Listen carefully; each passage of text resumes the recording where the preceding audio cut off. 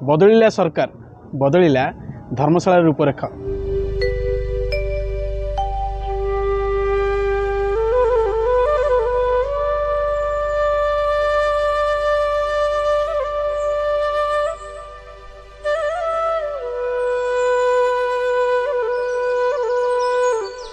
पूरण hub पक्का घर आशा, विकसित हब आम ओडिशा।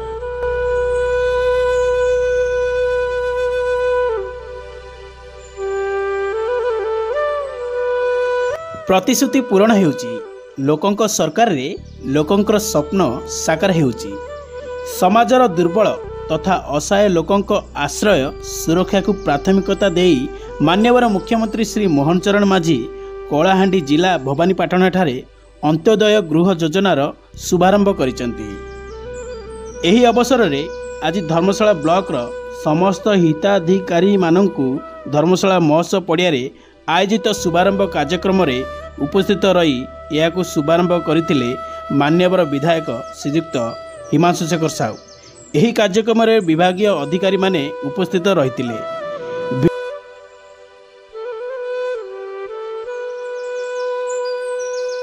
भिन्नक्षम विधवा रोगाक्रांत शहीद परिवार घर पोड़ी हाथी उपद्रव बन्या बात्या क्षतिग्रस्त योग्य परिवार को अग्राधिकार भित्तिर गृह मंजूरी करा जायछि।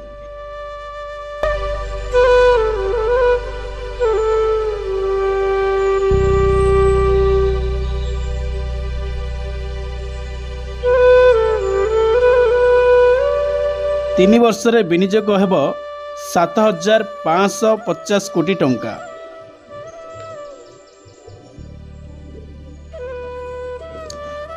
बदलिची सरकार बदलिला धर्मशाला रूपरेख। धर्मशाला को नुआ करी गढ़िया पाई लागी पड़िचंती श्रीयुक्त हिमांशु।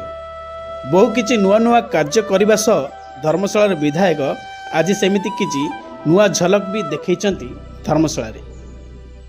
प्रथम तो से वरिष्ठ नागरिकों को जगह दर्शन करेले, द्वितीयतः लोकों को घर घरे नहीं पानी जोगैले। आमर टोटाल खरा मास हेला बेले टोटाल पानी आसेनी। 30 वर्ष है टोटाल पानी सुविधा नथिला। प्रथम यही वर्ष हूँ लिकु भाई की वोट दे जिते गरम दिन है कि आगुरी आमको पानी सुविधा देती आमको पानी दे धन्यवाद।